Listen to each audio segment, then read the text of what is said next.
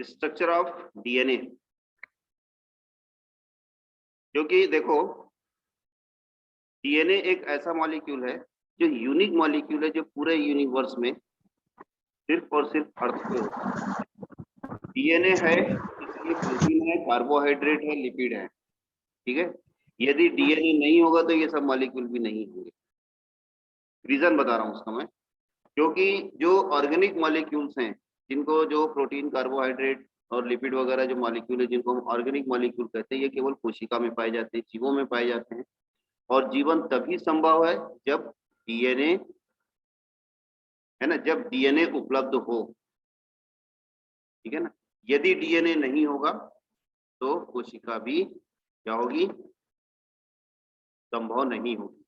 अब सवाल ये उठता है कि डीएनए आया कहाँ से और कैसे काम करता है, ये हम आगे देखेंगे, ठीक है ना। यही डीएनए जो है, ये समझ लो की ऑफ लाइफ, जीवन की कुंजी है ये, है ना। क्या होता है, सुनाई दे रहा है मेरी, सुनाई दे रही मेरी आवाज सबको? Yes sir. माइक बंद कर लो और वीडियो यस सर। और ध्यान से सुनो।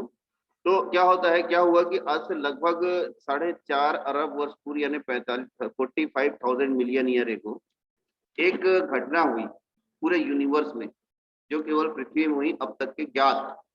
हो सकता है किसी और प्लेनेट में, किसी और गैलेक्सी में, किसी और सोलर सिस्टम में लाइफ हो, हम नहीं कह सकते, क्योंकि अभी तक वहां तक हम पहुंचे नहीं। इसलिए मैं नहीं कह सकता या कोई भी नहीं कह सकता कि लाइफ है या नहीं है, लेकिन जो नोन है, नोन लाइफ सिर्फ अर्थ पे है। और ये जो फिनोमिना हुआ था, ये एक घटना हुई थी, ये कब हुई थी? 45,000 मिलियन ईयर पहले एक घटना हुई। उसमें क्या हुआ कि एक कोशिका बन गई। वो एक, आप अगर मिलर एंड यूरे का एक्सपेरिमेंट देखोगे या ओपेरिन की थ्योरी पढ़ोगे, ओपेरिन की थ्योरी में ये बताया गया, ओपेरिन ने organic synthetic theory of organic origin of life, उसमें ये बताया कि किस प्रकार से जो सिंपल मॉलिक्यूल थे वो कॉम्प्लिकेटेड होकर के फिर क्या हुआ कि उनमें कॉम्प्लिकेशन जो डेवलप हुआ, वो कॉम्प्लिकेशन होते होते फिर उसमें जेनेटिक मटेरियल बने। वो जेनेटिक मटेरियल न्यूक्लिक एसिड, है ना, जेनेटिक मॉलिक्यूल बने। वो जेनेटिक मॉलिक्यूल पहली बार थे न्यूक्लिक एसिड। ये जो न्यूक्लिक एसिड थे, ये न्यूक्लिक एसिड थोड़ा कॉम्प्लिकेटेड हुए और कॉम्प्लिकेटेड होकर के ये बना जेनेटिक मटेरियल। जेनेटिक मटेरियल दो प्रकार का होता है, या तो डीएनए होता है और आरएनए होता है। हम देखेंगे इन दोनों में डिफरेंस क्या होता है। और इनकी एक सबसे विशेषता होती है कि ये अपने आप को क्या कर सकते हैं, रेप्लिकेट कर सकते हैं, ठीक है। यानी अपने आप को ये क्या कर सकते हैं, ये अपनी कॉपी बना सकते हैं, कॉम्प्लीमेंट कॉपी, ध्यान रखना ना, कॉम्प्लीमेंट कॉपी बना सकते हैं। तो ये इनकी एक सबसे बड़ी विशेषता होती है। पूरे अर्थ में, पूरे यूनिवर्स में किसी मॉलिक्यूल की ये किसी मॉलिक्यूल का ये नेचर नहीं होता कि वो अपनी क्या करे, कॉपी बना सके। केवल ये जेनेटिक मटेरियल जो होते हैं। एक दूसरी एक विशेषता ये होती है कि ये एक, हर एक जो मॉलिक्यूल का जो ग्रुप है, जिसको हम जीन बोलते हैं, ठीक है ना, जो ये जेनेटिक मटेरियल का एक ग्रुप जो होता है, वो एक स्पेसिफिक प्रोटीन को बना सकता है। ये स्पेसिफिक प्रोटीन होती है, ये हर एक काम के लिए अलग अलग होती है। प्रोटीन में एक छोटा सा चेंज हो जाने से पूरा का पूरा प्रोटीन चेंज हो जाता है। इसको आप ऐसे समझो कि जो जेनेटिक मटेरियल होता है वो प्रोटीन को कोड करता है, जिसको प्रोटीन सिंथेसिस बोलते हैं। प्रोटीन सिंथेसिस मोतियों की एक माला है, ठीक है। उसमें 20 कलर के मोती हैं, जिनको हम अमीनो एसिड बोलते हैं। ये अमीनो एसिड का क्रम अगर एक आगे एक पीछे हो जाए, बदल जाए, तो वो जो माला है उसकी डिजाइन बदल जाएगी, है ना, यानी कि प्रोटीन का नेचर बदल जाए। बेस्ट एग्जांपल आपको मिल जाता है इसमें किसका, सबसे बढ़िया एग्जांपल है जो वो है अपना सिकल सेल एनीमिया, ठीक है। सिकल सेल एनीमिया में 6वें कार्बन में एक केवल जो वो है जेनेटिक जो वो है न्यूक्लिक एसिड, जो एक नाइट्रोजनस बेस है, वो चेंज होने से जो वो है वेलिन जो है वो वहां पर वो नहीं होता, क्या बोलते हैं, सिंथेसाइज नहीं होता, और पूरी की पूरी जो वो होती है हीमोग्लोबिन की जो चेन होती है, वो बीटा चेन होती है, वो चेंज हो जाती है। ये एक थोड़ा सा अंतर होने से एक केवल एक नाइट्रोजनस बेस, ये इसकी दूसरी एक विशेषता। पहली विशेषता क्या है कि वो रेप्लिकेट कर सकते हैं, दूसरी एक डेफिनिट टाइप की, ठीक है ना, एक डेफिनिट टाइप की प्रोटीन को सिंथेसाइज कर सकते हैं, ये उसकी दूसरी। और तीसरी एक खास विशेषता होती है कि they can transfer from one generation to next generation. एक पीढ़ी से दूसरी पीढ़ी में ये ट्रांसफर होते हैं, बाकी चीजें नहीं होती ट्रांसफर, याद रखना, ठीक है ना। जो प्रोटीन है वो ट्रांसफर नहीं होगी एक पीढ़ी से दूसरी पीढ़ी में, कार्बोहाइड्रेट ट्रांसफर नहीं होगा, ग्लाइकोजन नहीं होगा, ये व्यक्ति के मरने के साथ साथ वो भी मर जाएगा। ठीक है, तो ये जो होती है, ये क्या होता है इसमें, ये जो डीएनए जो होता है या जेनेटिक मटेरियल जो होते हैं, एक पीढ़ी से दूसरी पीढ़ी में ये क्या करते हैं, ट्रांसफर होते हैं। एक पीढ़ी से ये दूसरी पीढ़ी जा सकते हैं, यानी कैरेक्टर को क्या कर सकते हैं, ये ट्रांसफर कर सकते हैं, इसलिए ये हेरिडिटरी मटेरियल भी होते हैं। जेनेटिक मटेरियल होते हैं, हेरिडिटरी मटेरियल। ठीक है, ये इनकी विशेषता होती है। अब इनके इतिहास में हम जाते हैं, तो अगर इनके इतिहास में जाओ तो ऐसा नहीं, ये इतिहास हमको जो सिर्फ यहाँ पर जैसे मैं दिखा रहा हूँ तुमको, फ्रेडरिक मिशर 1869 ने न्यूक्लिक एसिड की डिस्कवर किया था। इसकी जो हिस्ट्री वो स्टार्ट होती कहाँ से, एरिस्टोटल से। ठीक है, जिसने ये बताया था कि एक पीढ़ी से, ये जो बताया था कि जो वो है, कोई भी आम के पेड़ से आम का फल निकलेगा और आम के बीज से आम का पेड़ निकलेगा। आदमी का बच्चा आदमी होगा, कुत्ते का बच्चा कुत्ता होगा। ठीक है, घोड़े का बच्चा घोड़ा होगा, बबूल के बीज से बबूल का पेड़ निकलेगा।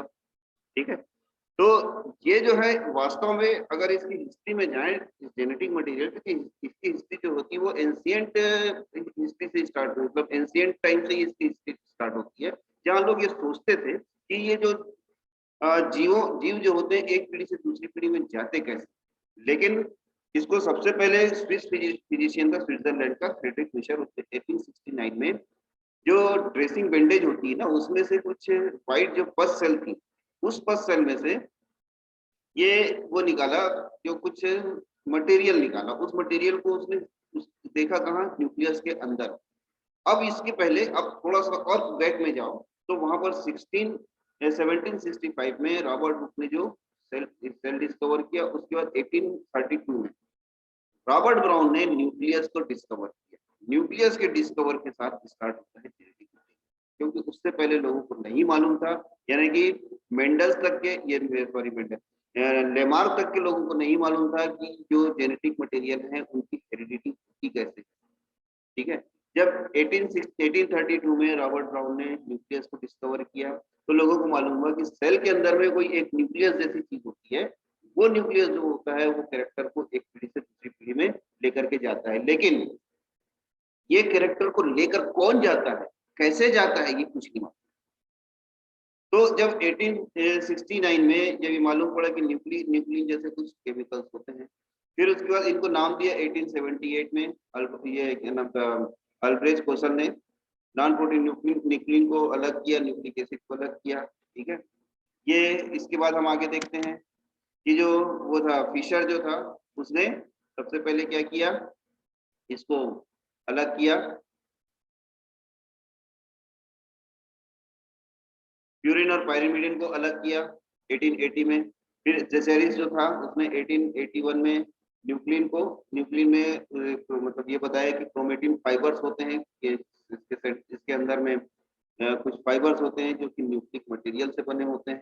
ठीक है, और सबसे पहले हार्टविग बड़ा इंपॉर्टेंट है इसमें, उसने ये बताया कि न्यूक्लिन जो होता है वो हेरिडिटी मटेरियल।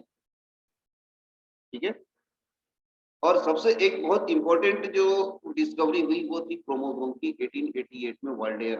वाल्डेयर ने जब 1888 में क्रोमोसोम को ढूंढा, उसने ये देखा कि सेल के अंदर में कुछ ऐसे मॉलिक्यूल्स होते हैं, वो मॉलिक्यूल कुछ ऐसे फाइबर्स होते हैं जो स्टेन करने पे डार्क कलर के स्टेन होते हैं। तो वो जो डार्क कलर का स्टेन होता है उसको उसने क्रोमोसोम, क्रोमा मतलब कलर, क्रोमा मतलब बॉडी, मतलब कलर्ड बॉडी। ठीक है, फिर उसके बाद आल्टमान वही जो माइटोकॉन्ड्रिया वाला, उसने जो न्यूक्लिक एसिड था वो एक नया टर्म लाया, न्यूक्लिन की जगह न्यूक्लिक एसिड टर्म लाया। उसके बाद 1909 में फोबस लेविन जो था उसने बेस शुगर, फॉस्फेट और न्यूक्लियोटाइड वगैरह को, यानी कि एक उसने वो किया कि जो न्यूक्लियोटाइड जो बनता है, न्यूक्लियोटाइड कैसे बनता है कैसे नहीं बनता, न्यूक्लियोटाइड में क्या कंपोनेंट क्या क्या होते हैं, ये उसने बताया, किसने, फोबस ने। ठीक है ना, फोबस लेविन ने बताया कि उसने एक न्यूक्लियोटाइड में एक फॉस्फेट होता है, एक राइबोस शुगर होता है और एक नाइट्रोजनस बेस होता है।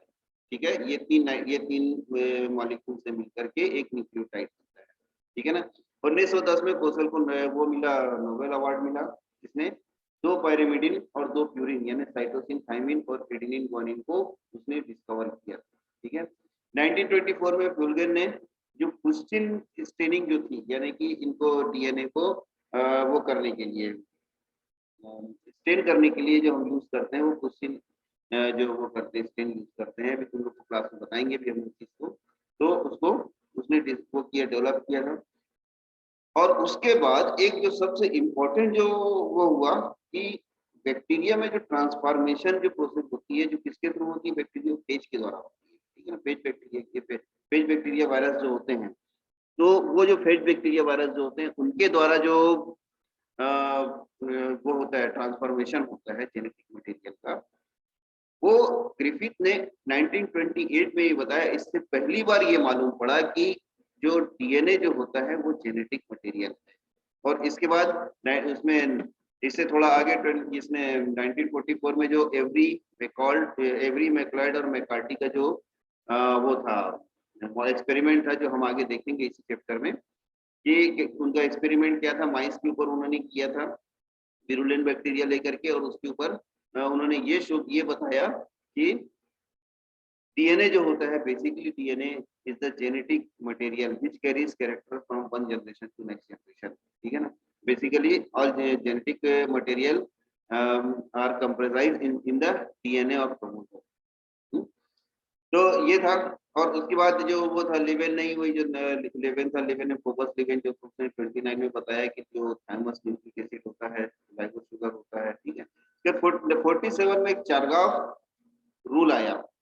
ठीक है, चारगाफ ने एक रूल दिया कि डीएनए में या किसी भी डीएनए कहो या डीएनए में स्पेशली ना, आरएनए में नहीं, ध्यान रखना, Chargaff rule applied only for DNA not for RNA. तो चारगाफ रूल में उसने ये बताया कि the proportion of adenine with thymine and cytosine with guanine, या proportion of adenine with thymine and proportion of guanine with cytosine is always equal to 1।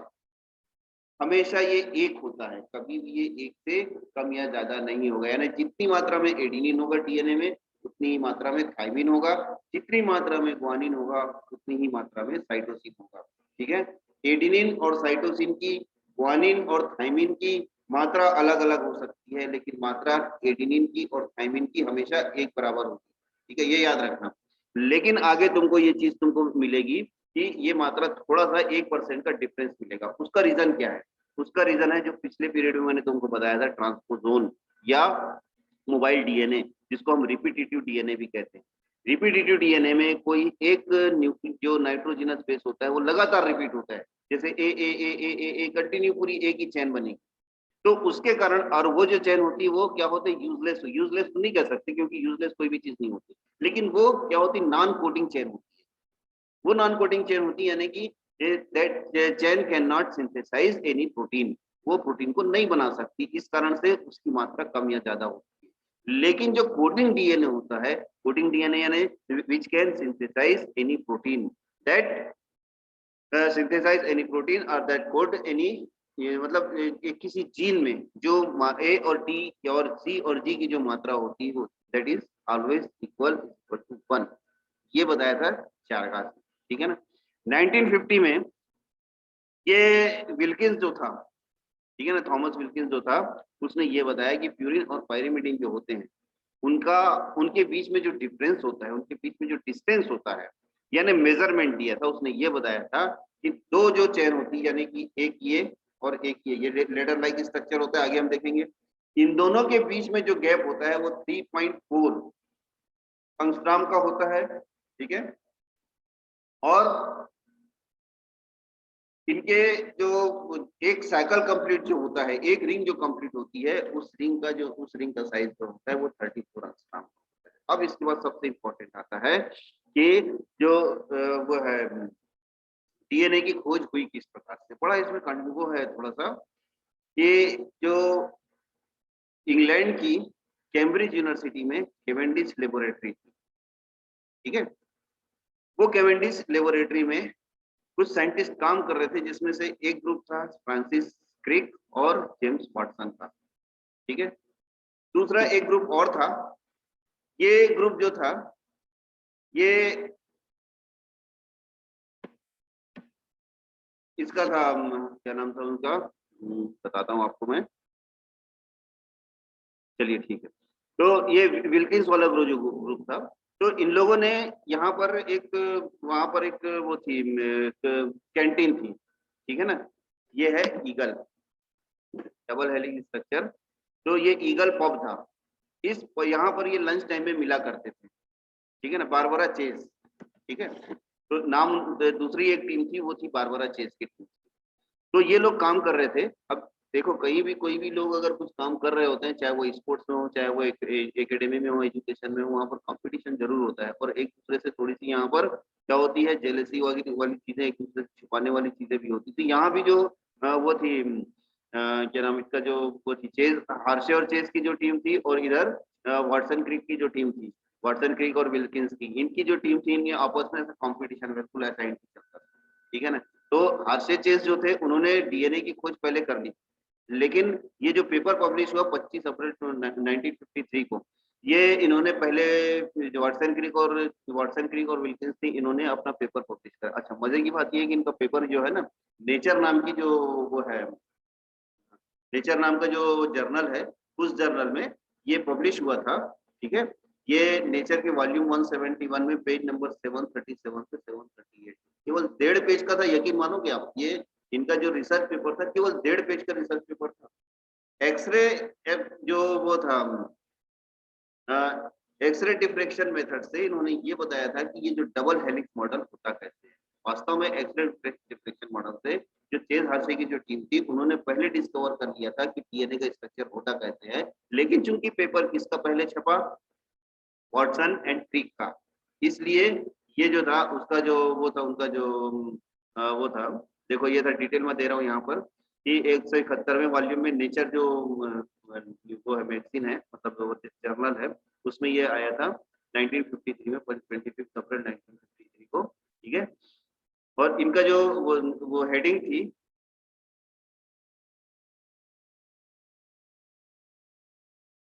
Structure of DNA जो था, ठीक है ना।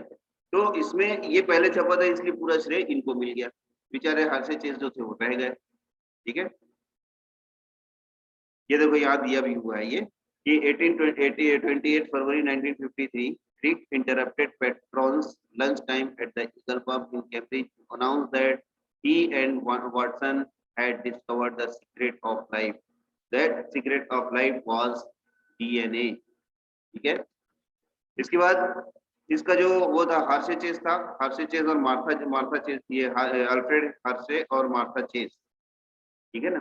इन लोगों ने इसके ये अपना काम नहीं रोका, और आगे इसके आगे उन्होंने काम किया कि जो डीएनए जो है वो उन्होंने कंफर्म किया, सबसे पहली बार उन्होंने कंफर्म किया क्या, कि DNA is the basic, is the genetic material, ठीक है।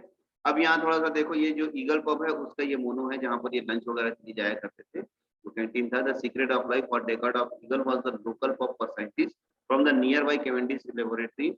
It was here on February 28 February 1950 that Francis Crick and James Watson first announced the discovery of how DNA carries genetic information, unveiled by James Watson 25th April 2003. ये जो वो है 25 अप्रैल 2003 में इन्होंने, इनका जो वो है, वाटसन का जो लेक्चर है, वो मेरे पास उपलब्ध है, आप लोगों को मैं दिखा दूंगा अलग से मैं, ठीक है। जब उसने बताया, इसने ये बताया कि हम लोगों ने किस प्रकार से उसको हमने अनाउंस किया था, ठीक है। इसके बाद क्रिक ने ही आगे इस अपने काम को आगे बढ़ाते हुए उसने सेंट्रल डोगमा का उसने कॉन्सेप्ट किया था, ठीक है। अब देखो, डीएनए का जो मॉडल देना अपने आप में काफी नहीं था, कि डीएनए मॉडल देने के लिए बहुत सारी जरूरी चीजें थी। सबसे पहली जरूरी चीज थी कि जो इसका बिहेव कैसा होना चाहिए, डीएनए यानी कि जो न्यूक्लिक एसिड है उसका बिहेव कैसा होना चाहिए, पहली चीज। दूसरी चीज कि क्या वो जो डीएनए का मॉडल दे रहे हैं, ये डीएनए का मॉडल उनके एक्सरे डिफ्रेक्शन में वो जो फिट बैठ रहा है, जो उसका जो वो है।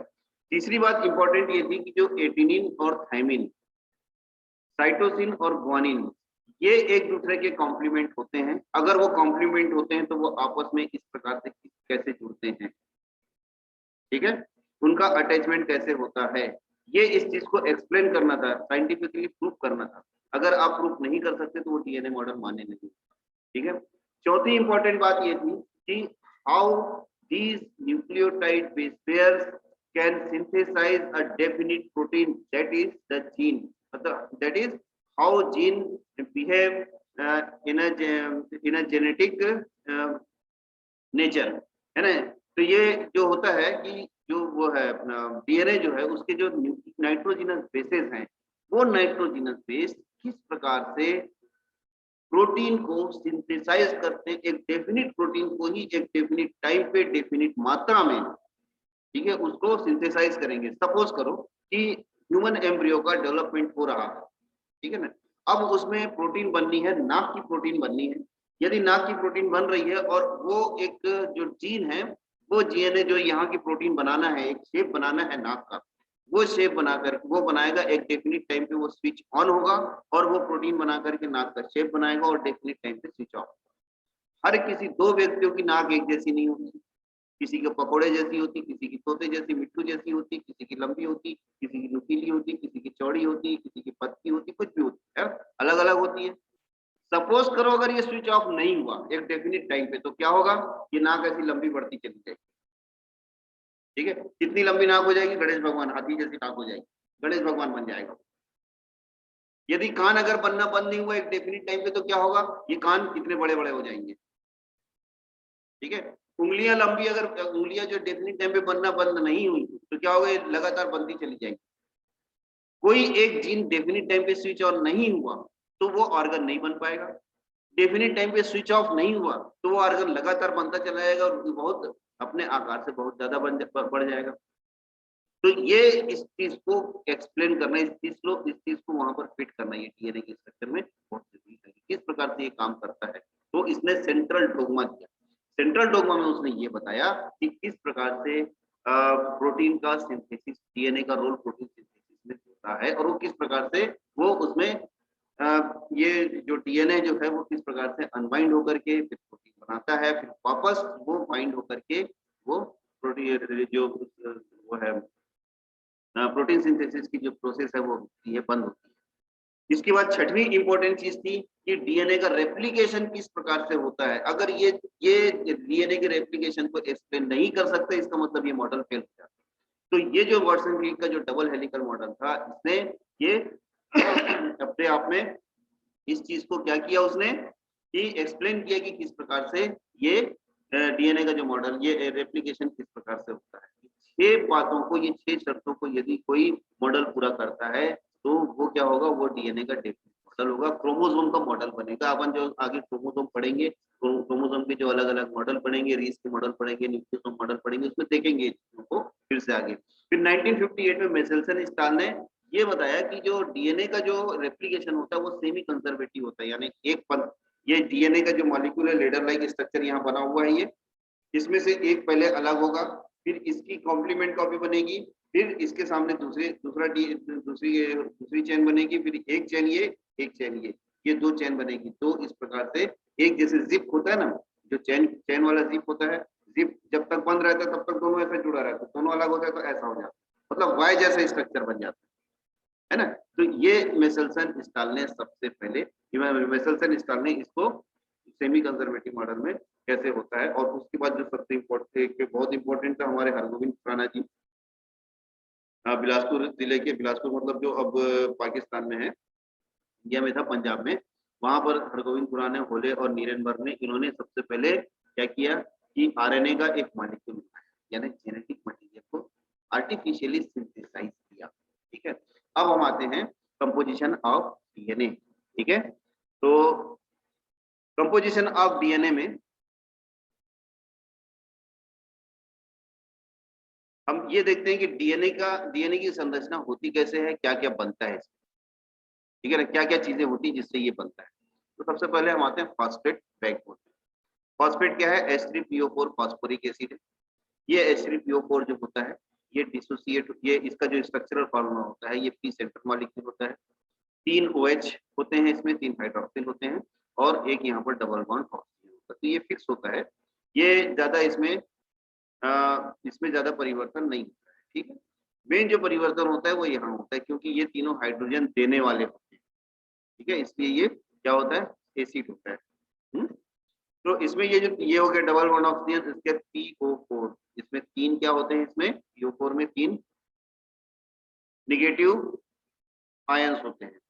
ठीक है, तो दूसरा होता है डीऑक्सीराइबोज। ध्यान देना, डीऑक्सीराइबोज, राइबोज और डीऑक्सीराइबोज पेंटोज शुगर होती है, शुगर यानी कि कार्बोहाइड्रेट होता है, 5 OH ग्रुप वाला होता है, जिसमें एक सेंट्रल मॉलिक्यूल ऑक्सीजन होता है जो कि पहले और चौथे कार्बन से जुड़ा होता है, दूसरे तीसरे चौथे और पांचवें कार्बन पे OH ग्रुप होते हैं, पहले दूसरे तीसरे चौथे OH ग्रुप होते हैं। ठीक है, इसमें से जो दूसरा OH है, दूसरे कार्बन का OH यानी हाइड्रोक्सिल ग्रुप है, वो अपने ऑक्सीजन को लॉस करके यहाँ पर रह जाता है, तो ये हो जाता है डीऑक्सीडाइज्ड हो जाता है। ये कहलाता है क्या, डीऑक्सीडाइज्ड।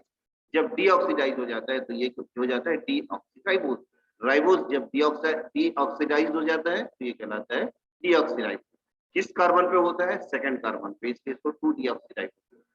इसीलिए हमेशा जो ये राइबोज शुगर होता है, फॉस्फेट और फॉस्फेट और नाइट्रोजनस बेस से तीसरे और पांचवें कार्बन से ही अटैच होते, सॉरी पहले और इससे पांचवें कार्बन से ही अटैच होता है, दूसरे से कभी नहीं होता। तो इसमें पहला, तीसरा और पांचवा, ये 3 कार्बन जो होते हैं, ये कार्बन जो होते हैं, जो न्यूक्लियोटाइड बेस पेयर और न्यूक्लियोटाइड चेन बनाने में ये क्या करते हैं, मदद करते हैं, ये पार्टिसिपेट करते हैं।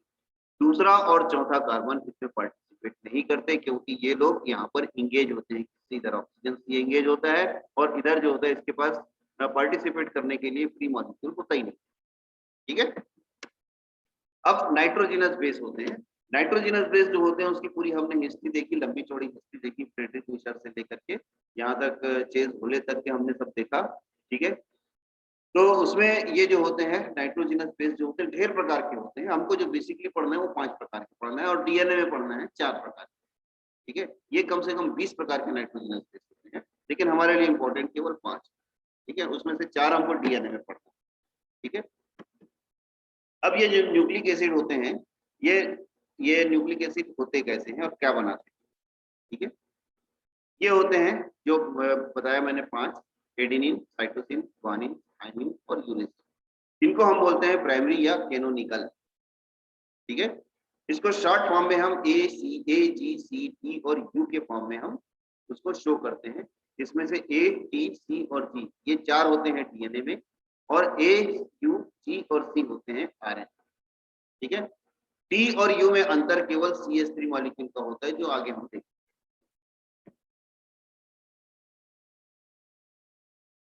ये होते हैं 2 प्रकार के, एक होते हैं प्यूरिन, दूसरे होते हैं पायरिमिडिन। ठीक है, प्यूरिन जो होते हैं ये डबल साइक्लिक होते हैं, यानी इसमें 2 साइकिल्स होती हैं, और इसमें 9 मॉलिक्यूल होते हैं, इसमें 9 मॉलिक्यूल 9 एटम होते हैं, पहले, तीसरे, 7वें और 9वें। यहाँ पर होते हैं क्या, यहाँ पर होते हैं नाइट्रोजन। ठीक है, अब इसमें जिस प्रकार से अरेंजमेंट होता है, और अल्टरनेट ये जो वो होती है ना, बेंजीन की जो चेन होती है, अल्टरनेट डबल वैसे चेन होती है, इसमें देखो हर उसमें अल्टरनेट में डबल बॉन्ड चेन। ठीक है, तो इस प्रकार से ये देखो ये हो गई। अब इसमें यदि इस वाले यानी 6वें कार्बन पे वो है एमाइड ग्रुप है, तो ये होता है एडेनिन। ये 6वें कार्बन पे अगर ऑक्सीजन मतलब ऑक्सीजन है और ये जो वो है एमाइड ग्रुप है, तीसरे कार्बन पे आ जाए तो ये हो जाता है ग्वानिन। ये होता है प्यूरिन का स्ट्रक्चर। ठीक है, इसके बाद हम देखते हैं नेक्स्ट, वो होता है पायरिमिडिन। पायरिमिडिन में भी सेम ये चीज होती है, लेकिन ये सिंगल साइक्लिक होता है, सिंगल रिंग स्ट्रक्चर होता है, अल्टरनेट डबल बॉन्ड होते हैं 1 2 3 4 5 और 6।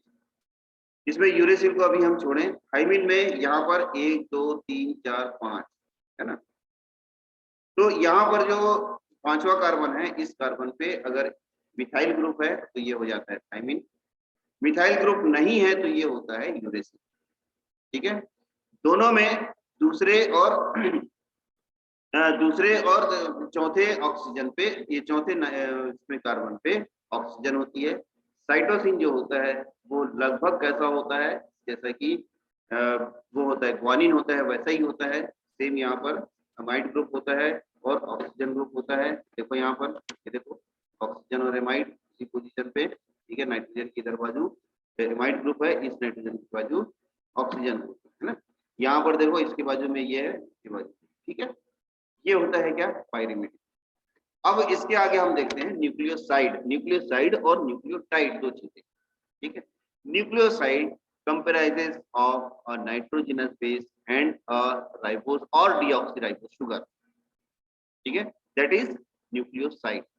If a phosphate molecule bind with the nucleoside, that is called nucleotide, ठीक है ना। ध्यान देना, एक नाइट्रोजनस बेस, उसके साथ में एक शुगर जुड़ा हुआ है, कौन सा शुगर, राइबोज। वो राइबोज हो सकता है या डीऑक्सीराइबोज, तो वो कहलाएगा न्यूक्लियोसाइड। तीसरा मॉलिक्यूल यदि उसके साथ जुड़ जाए वो कहलाएगा न्यूक्लियोटाइड, ठीक है। ये देखो यहाँ पर, ये हो गया एक नाइट्रोजनस बेस, हमने एग्जांपल लिया है न्यूक्लियोटाइड का। ये हो गया राइबोज शुगर। राइबोज इसलिए क्योंकि यहाँ पर देखो ये पहला कार्बन है, ये दूसरा कार्बन है, दूसरे कार्बन के साथ में यहाँ पर क्या है, ये ऑक्सीजन है, इसलिए ये राइबोज शुगर हुआ। और ये फॉस्फेट है, तो इस प्रकार से ये बन गया एक न्यूक्लियोटाइड, ठीक है ना।